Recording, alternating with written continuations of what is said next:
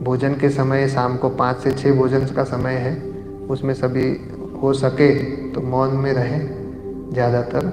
और सुबह भी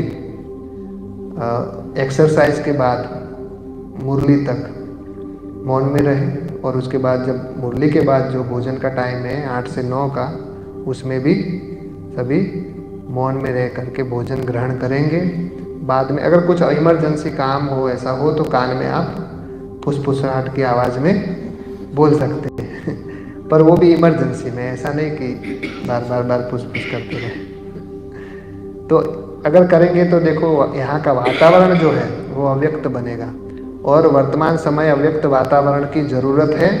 अंतिम समय में बाबा ने बोला था कि अंतवाहक शरीर के द्वारा सेवा होगी। अब अंतवाहक शरीर माना सूक्ष्म शरीर, और अंतवाहक शरीर से आप कैसे सेवा करोगे?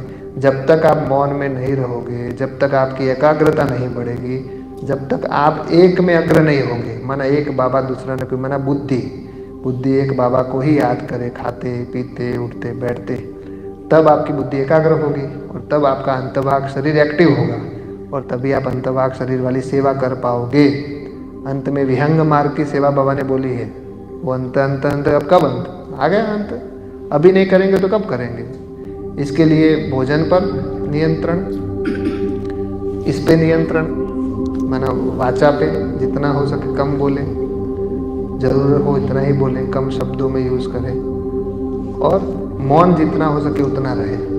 देखो पूरा दिन अगर मौन नहीं रह सकते तो भोजन के समय तो एटलीस्ट हम, अगर आप भोजन पिरस भी रहे हो, जो परोसने वाले हैं वो भी अगर इशारे से भी बोल सकते हैं, क्योंकि हमको कौन सी दुनिया में जाना है? इशारों की दुनिया में आने वाली है ना। सत्युग में क्या होता है और वतन में क्या होता है? अभी बाबा ने कल, ब्रह्मा बाबा ने क्या बोला था कि डॉक्टर साहब ने पूछा कि बाबा आप शिव बाबा को पूछ के आते हो क्या? तो बाबा ने क्या बोला कि पूछने की ज़रूरत ही नहीं, वहाँ तो इशारों की भाषा है, संकल्पों की भाषा, आंखों में देखकर ही एक दूसरे के संकल्प पढ़ लेते कि क्या कह रहे हैं बाबा और वो क्या सुन रहे हैं। तो वो दुनिया में हमको जाना है, क्योंकि डायरेक्ट परम धाम नहीं जाना है। कहाँ से होके जाना है?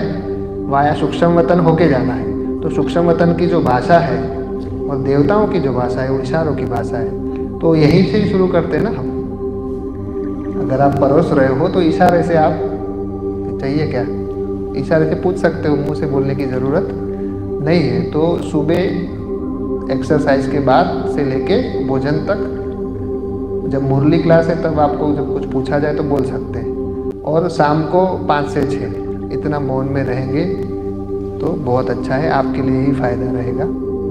ठीक है, सबको अपनी अच्छी अवस्था बनानी है ना, बनानी कि नहीं बनानी है? बनानी है सबको, है ना, सबको उड़ना है। अंतिम समय आ गया तो ये सब चीज़ें करनी पड़ेगी। भोजन में भी नियंत्रण आपको लाना पड़ेगा। एक योगी का भोजन सात्विक और हल्का होता है, लाइट होता है, जिसमें तेल बहुत कम होता है, नमक कम होती है, मीठा कम होता है। तो बाबा अब धीरे धीरे भोजन की ओर भी अटेंशन दिलवा रहे हैं। तो अभी से ही थोड़ा थोड़ा कम करते जाओ, तो आने वाले समय में शायद बाबा फिर भोजन पे भी वो कर दे। क्योंकि आप जो बाहर की, बाबा बोल रहे जंगल की यात्रा, तो वहाँ पर तो अपने को अनाज कहाँ मिलेगा?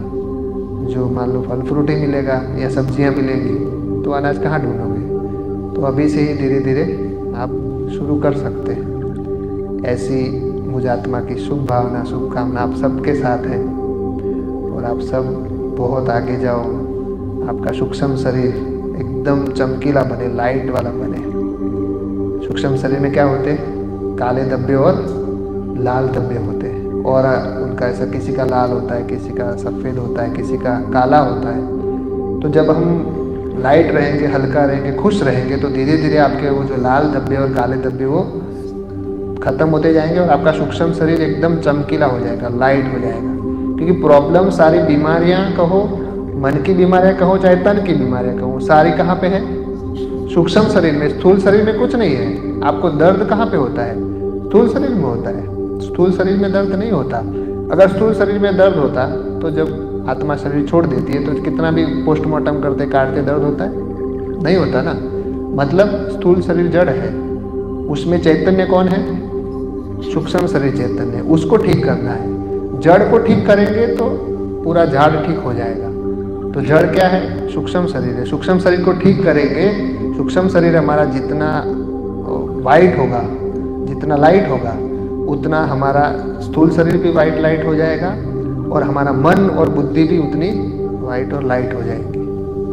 ठीक है, तो सभी अपने सूक्ष्म शरीर पे ज़्यादा अटेंशन दें।